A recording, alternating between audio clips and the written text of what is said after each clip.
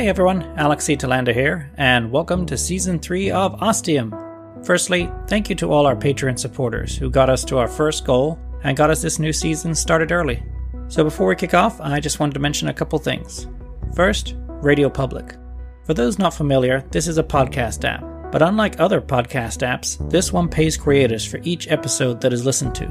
It's also a pretty decent podcast app, so if you're not using Radio Public, please consider it, because it's a very easy way to support podcasters. Second, PodCon 2 is happening in Seattle on January 19th through the 20th, and Team Ostium is going to do its best to be there. Specifically me and Georgia, the voice of Monica. We've actually got a GoFundMe campaign going on right now, and if you're interested in helping out or know someone who is, just head on over to gofundme.com and plug in Ostium and you'll find our campaign right away. There's also some pretty cool rewards too, depending on how much you contribute, including access to the whole of Season 3 right now. Okay, enough said. Let's get episode 21, The Loneliest number, started. Oh, and I hope you enjoy the updated theme song.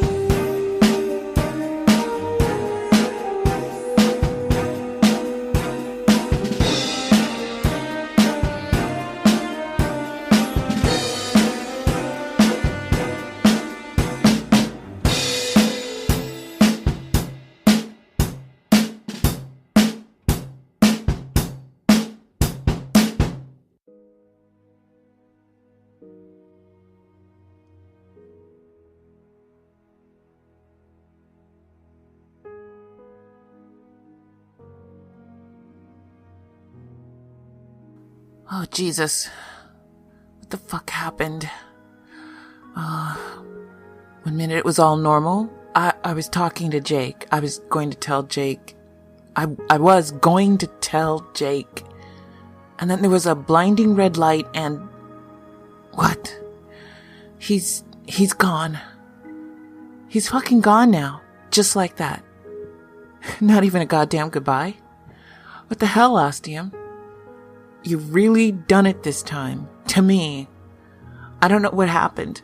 I don't know how it happened. What the fuck is even going on here? Okay, Monica. Let's calm down here. Time to take a chill pill. Another colloquial saying. Okay.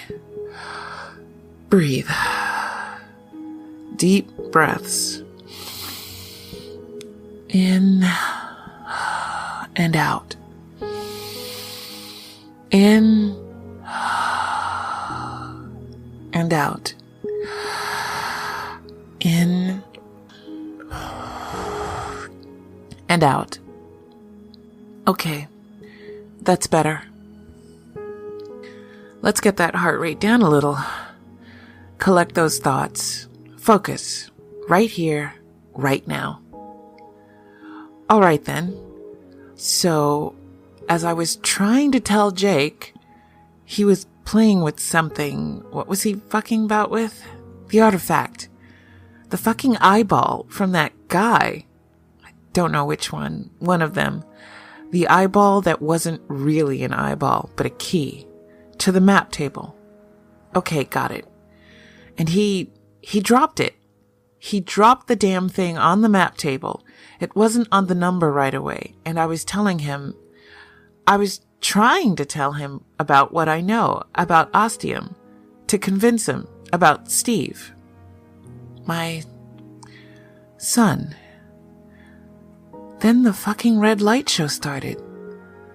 That goddamn fake eyeball must have rolled onto the number.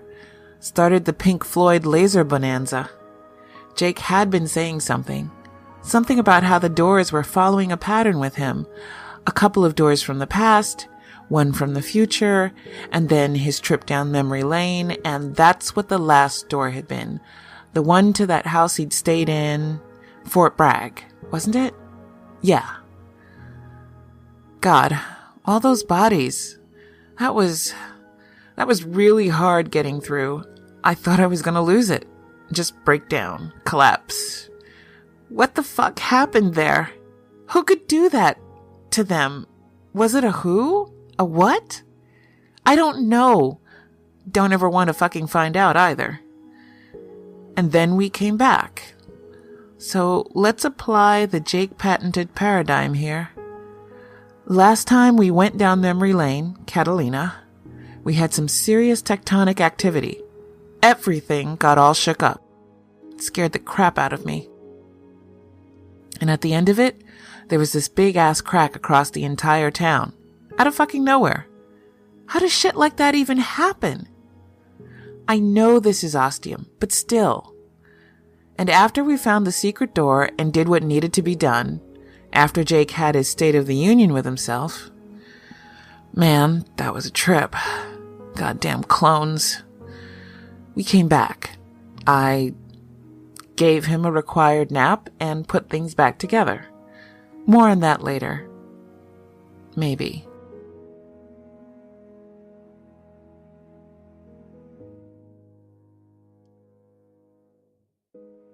This time it's different. Yeah, I know. It's different every time. But this time he got sucked into it. He got sucked into Ostium and made part of the whole shebang, and I'm here all by my lonesome. I got left behind. Don't think it was Jake's choice, or that he was involved in any way. But after the bright red lights, he's gone, and I'm not. So where the fuck did he go? Oh.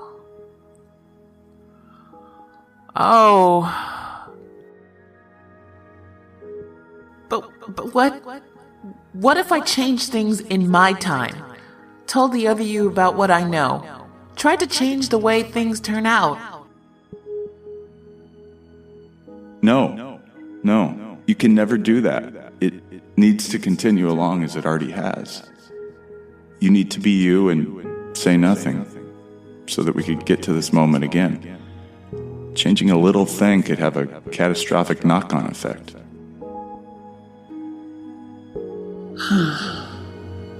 Butterfly effect. Yes, and we're completely out of time. Go now, while you still have the chance.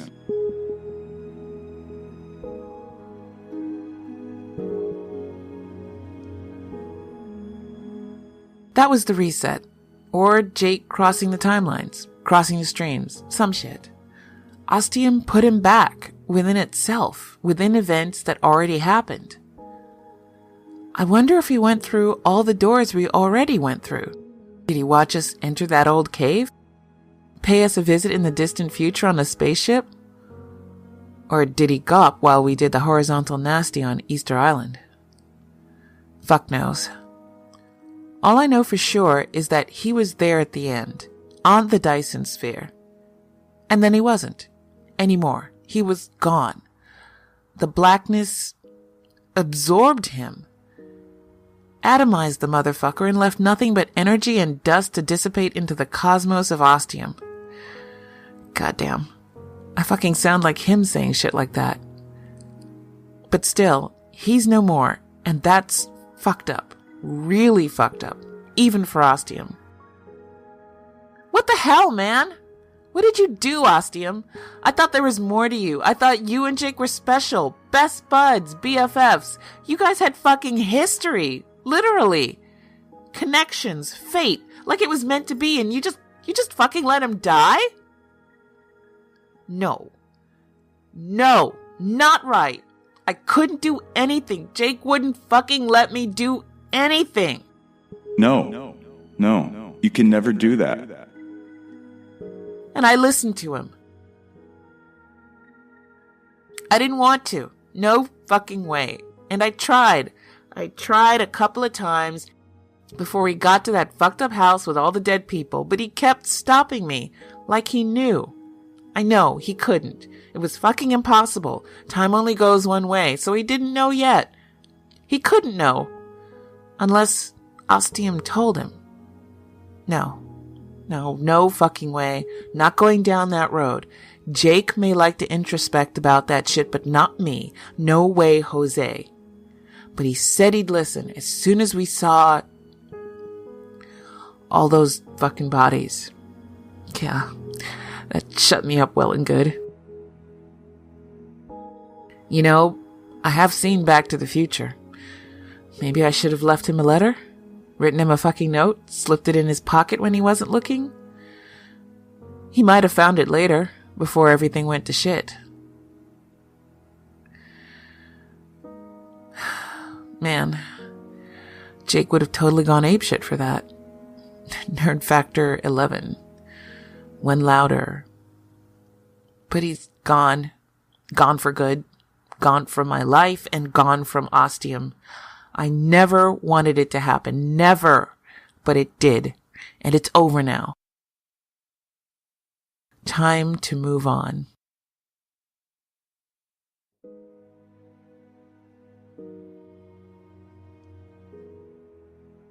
Oh man. This tea is really helping. I knew it would, but sometimes you think it's gonna help and it does jack shit. But this, oh baby, this is doing it for me. Okay, things are starting to look a little better, so... Wow, I never thought I'd say this. So, let's explore the concept of what would Jake do? I know. But I need to look at my options, see what paths are open to me, introspect a little, you know? And who did that best? Who's the guy we're not going to forget? Who's the guy we can't seem to stop talking about? I obviously don't have a lot of options open for me right now. And in case you don't remember, I seem to have a certain case of banshee-itis when it comes to doors in Ostium. That is, when there's no Jake to clear the path. It's like as soon as he steps foot through that door, he becomes a different person. I guess. Became. Need to start talking in the past tense about him. Gotta start accepting that. Okay. But Ostium just seemed to bow down. No, that's not right. Ostium would accept Jake when he went through one of those doors. He never seemed scared. I know there are plenty of moments when we were both terrified. That time on Catalina with the blackness coming right for us. But going through the doors, he was always so excited, so vibrant, so ready for whatever was on the other side. As for myself, from the beginning I've had issues with the doors, getting through the doors. You remember me trying to get through door 4 by myself? When we had to go back to the future, on Mars to get the artifact because we forgot. No, because Jake forgot the time before. I couldn't get the artifact by myself. Oh, goddamn, this is all fucked up. All the stories and thoughts are mishmashing together. I've been double speaking for too long, watching what I say around Jake, and now I've lost my goddamn way with these recordings. These personal recordings. My recordings. Don't need a filter here. I can tell it like it is, call it like I see it, hide nothing. Okay, that's what I'm going to do from now on. But first, I have to be absolutely goddamn sure I can't get the fuck out of this damn town.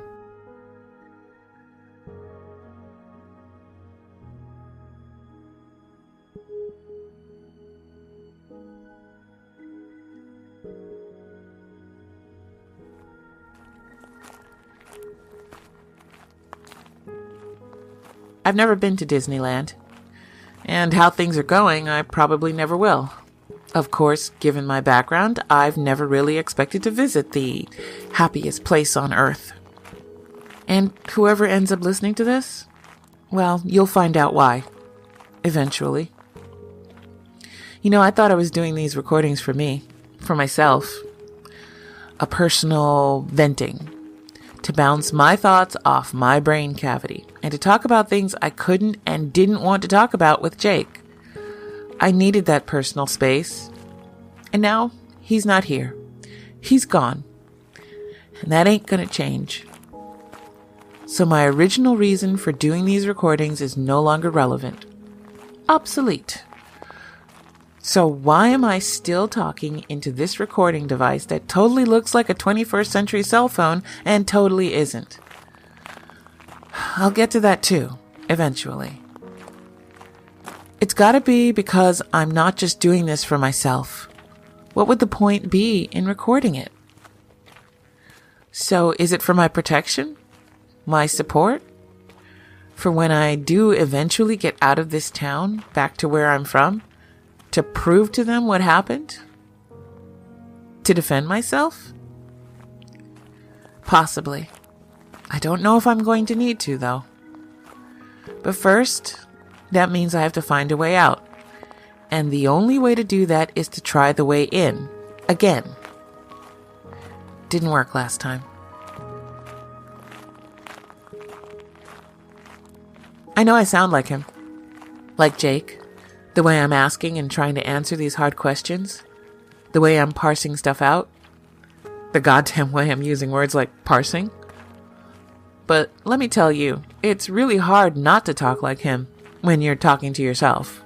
Like this. So, deal with it, whoever you might be. Getting back to Disneyland, it was one infinitesimal part of the vast amount of stuff I learned before I arrived in Ostium. I'm sure you've got many, many questions, and you're going to get answers. Eventually. There's that word. Again. It's going to take me time to tell you everything that happened to me and everything that happened in general. Maybe I'm talking to Jake's people, the ones he was doing those recordings for. Sort of posterity, but also sort of the outside world, if they could find it.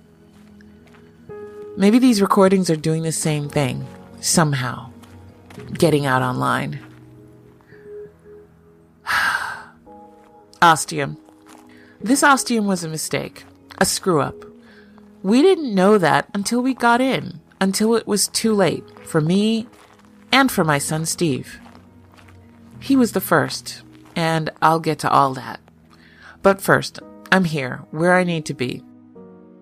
At Disneyland, right as you come in, there's the Hall of Presidents. Not many people go there. I can sort of understand that. It's kind of boring.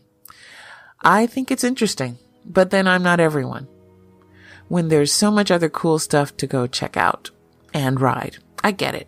It's a bottom of the list type of thing. And by the time you get to the bottom of that list, you're totally wiped. Done. And you just want to get to your hotel and crash on that soft bed. Well, when we were in the designing stage of this Ostium, a lot of discussion and thinking went into it. Oh, yeah, there's that bombshell. Ostium was designed. Yep. Every door and building, every nook and cranny, every grain of dirt and blade of grass, from top to bottom and everything in between. I was part of that crew. And when it came to deciding where to put that front door, my idea was the one we went with. Obviously, there's the main gate to and from Ostium, but that's where you go to get to Earth, in this time. Which wasn't what we expected to happen. It's what you use to get into Ostium and out of. It was supposed to be the main doorway, the main entrance and exit to get us back and forth. Only, something went wrong. Really wrong. Don't know how, don't know why. It just did. Still trying to figure it all out.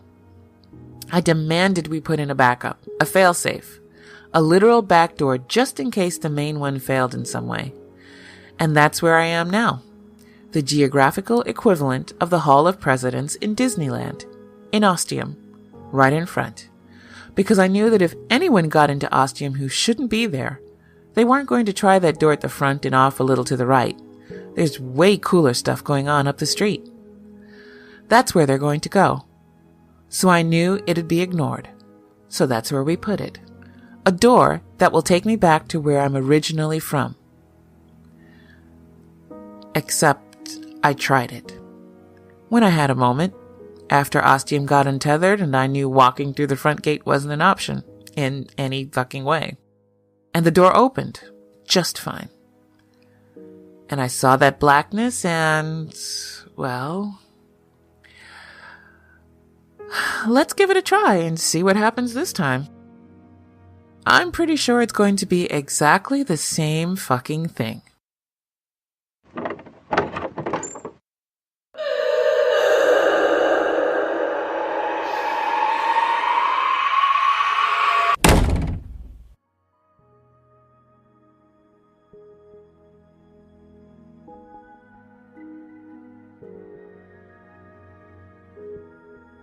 Yep, Banshee madness still, just like last time.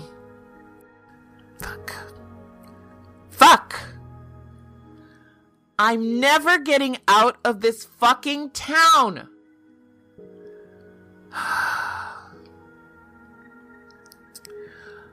Okay, you've waited long enough, and you've been pretty patient.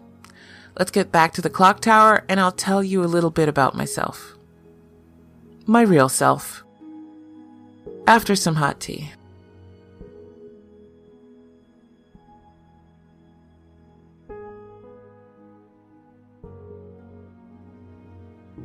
Oh man, that's better.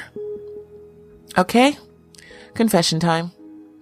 What did you want to know? What's that? Everything?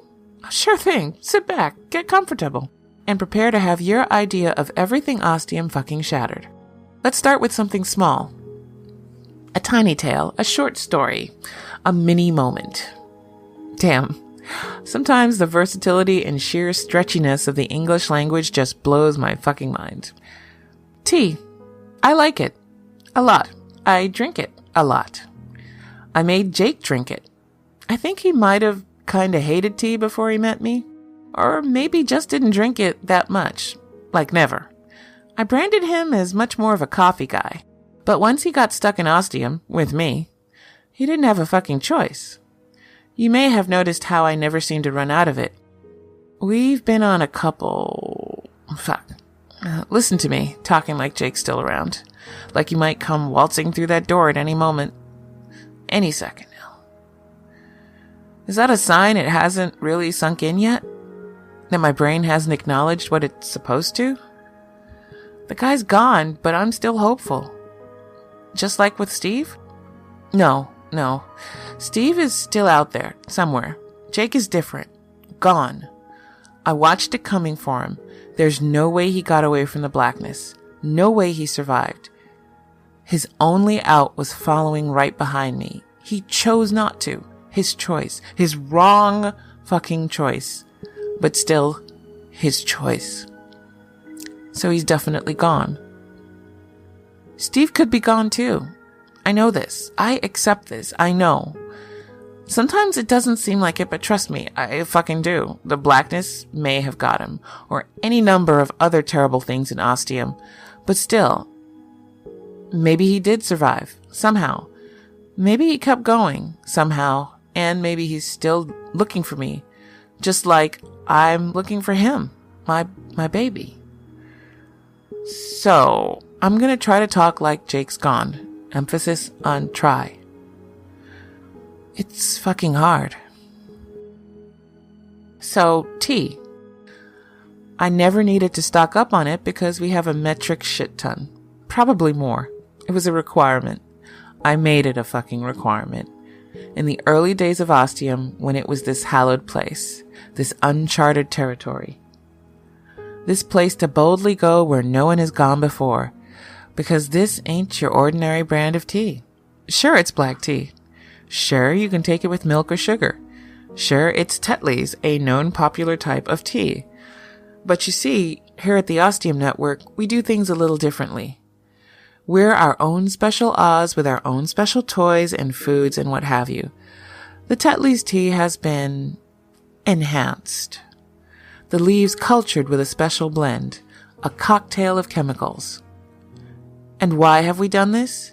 To protect us, inoculate us, to keep us fucking alive against any of the diseases or viruses or bacteria or sheer smoggy, shitty air from the various times of Earth's history. The concoction added to the tea made it a safeguard. Drink lots of tea and you're going to be protected from whatever this old infective world has to throw at you. And that way, you won't get sick. Plus, there's the future to think about. Who knows what manner of baddies and beasties there are in the years and centuries and millennia to come? Who knows what a time traveler passing through the doors of Ostium might face? Much better to shield oneself with the Ostium Network blend of Tetley's tea. Trademarked, bitch. No, I'm just kidding about that last part. Tetley's, or whichever company makes that particular tea, has no fucking clue what we've done to enhance it. Don't know how they did it. Those crazy scientists at the Ostium Network. Oh, and get used to that name, the Ostium Network. You're going to be hearing it a lot. But they sign our paychecks when we eventually get paid. Sort of. You'll find out. We only gave them 6 months and they got it done. Beat the damn deadline by 3 days. The tea tastes just like usual, even if you add milk or sugar or honey or whatever the hell you like to poison it with. And Jake had no fucking clue, not that it helped him. Didn't save his ass at all in the end. But, you know what? Maybe it did. When he went to Roanoke, the Mary Celeste, fucking Mars, Easter Island, the land of the Anasazi, could have been any manner of bug or virus waiting for him, a local version of the smallpox waiting to infect. But he was protected. All because he drank that tea with me. Amazing stuff. Plus it tastes fucking amazing. You know, those scientists actually told me why they chose tea to put that protective cocktail in. They could have put it in a snack bar or orange juice or even a damn bottle of water. But they chose the tea bag because it takes up very little space, doesn't weigh much, was easy to add to the tea leaves, and tastes exactly the same. I guess when they tested it with OJ, it gave it a bitter taste. Sure helps that I already love my tea. Imagine if I'd hated the stuff. We'd have had a problem. And that's the answer to that mystery that's been biting you. Shocker, huh? Oh, you want more? Let me get some more tea first. Oh, and I'm emphatically winking when I say that.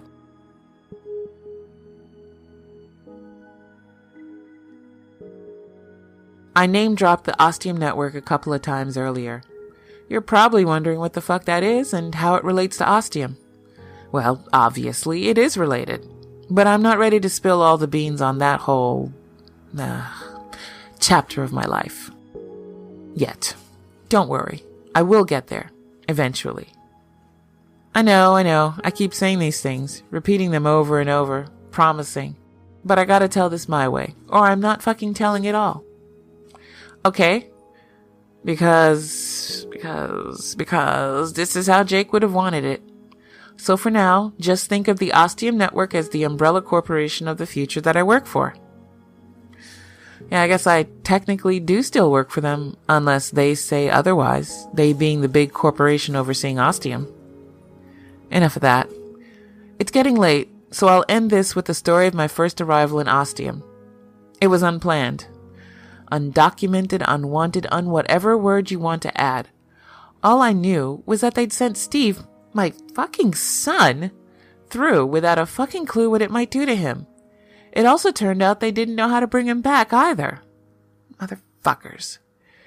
He wasn't ready. I wasn't ready. They weren't ready. We needed longer, probably a lot longer, but they wanted to hit that deadline.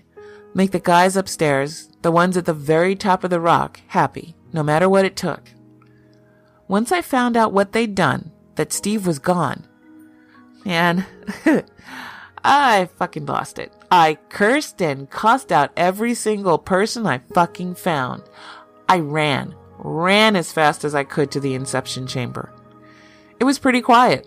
They were elsewhere. Another room, another building, with all the screens and monitors and quantum computers trying to figure out what the fuck had happened, whether Steve was still alive, and what could be done. Point was, they'd abandoned Ground Zero.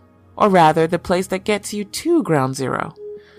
Maybe they thought I wouldn't find out till later. Or they thought I'd react differently, be more professional, follow the codes and regulations, keep my shit together. Well, I fucking didn't. When I found out my own flesh and blood had just been sent into a goddamn black hole, basically, I wasn't going to stay calm and collected. Oh, sure, Steve had volunteered for the mission. He was so excited he was bouncing off the fucking walls. And I was sort of okay with it, as much as a mother can be, at first. Before there was a specific date, before the deadline was set. He'd go when everyone, including himself and yours truly, all agreed unanimously and unequivocally that it was ready, and he was ready, and we were ready, not until everything was ready. It didn't go down that way. That's why I ran. Like a bat out of hell. Like a goddamn banshee. When I got to the inception chamber, there was, of course, a guard outside. But while I'd been running and cussing, I'd also been thinking and planning. I made sure when I came face to face with that guard, I was walking slowly, calmly, and focused. Professional, you might say. So I was fucking ready. I started talking at that guard before he could take a breath. Private, I need to get into the inception chamber immediately. I've just come straight from the reviewing center. That whole bunch of idiots sent me over here with express orders to pick up the concatenator. They said they forgot to grab it before they headed out for the reviewing center. Since I'm lowest on the food chain, I'm the lucky gal who gets sent to pick it up. So I need to get inside and get it before they started calling up and wondering where the fuck I am. I say my spiel with a smirk on my face.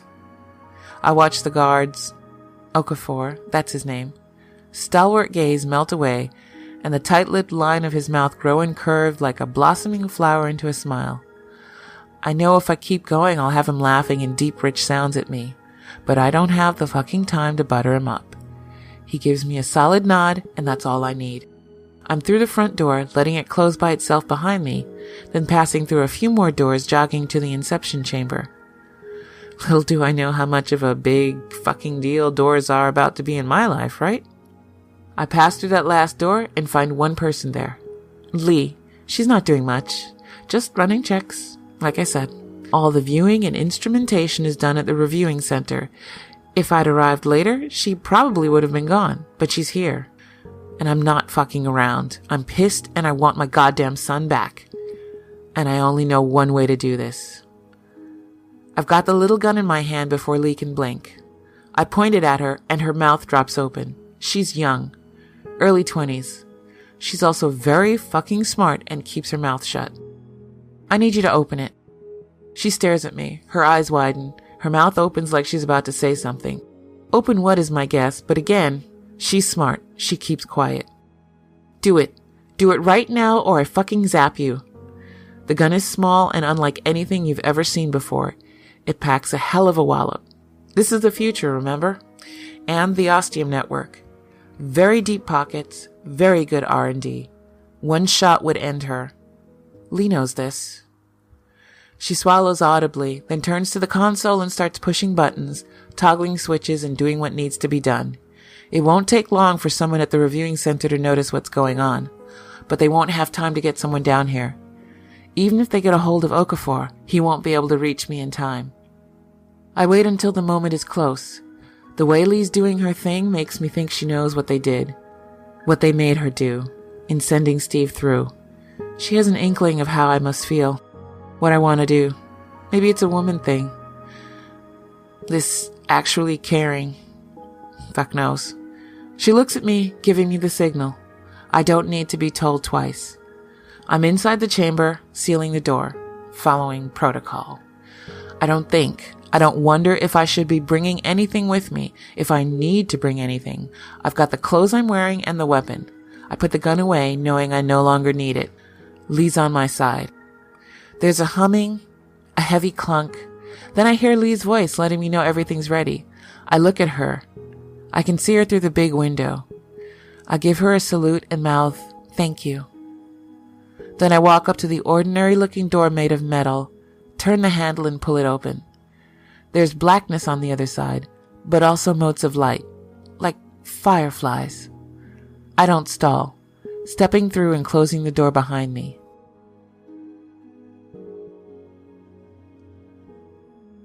I'm in Ostium, standing just a few yards inside of the gate.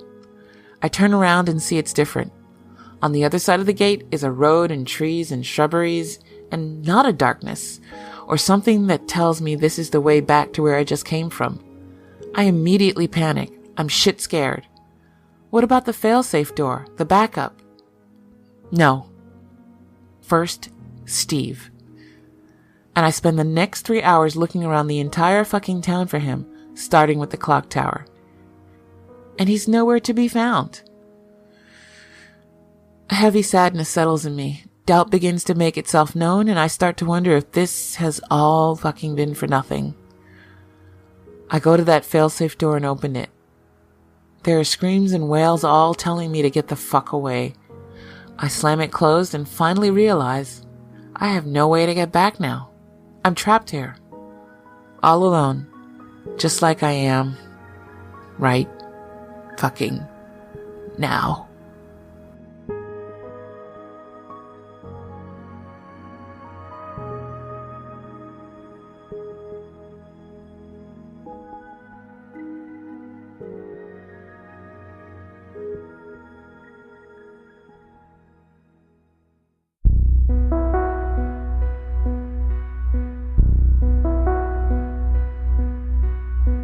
This episode was written and produced by Alexei Telander. The voice of Monica is performed by Georgia Mckenzie. The music was composed by Chris Fletcher. Drumming for the theme song was performed by my brother, Dan Telander, at the Bakermoon Studios in Berlin. If you enjoyed it, you can hear more of Dan's drumming with the band Modern Earl. Any sound effects used are courtesy of the amazing people at freesound.org. Tweaked Audio is helping us out this season, and if you're looking to get a new pair of headphones or upgrade the ones you've got, they have a whole range of cool models on their website at tweakedaudio.com. If you find something you like, be sure to enter the offer code Ostium and get 33% off your order, plus a free backpack.